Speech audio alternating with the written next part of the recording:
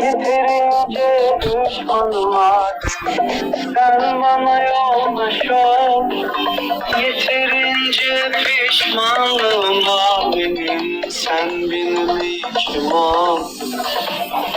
Şuna bırakamam kaybolur, o benim süslü çiçeğim.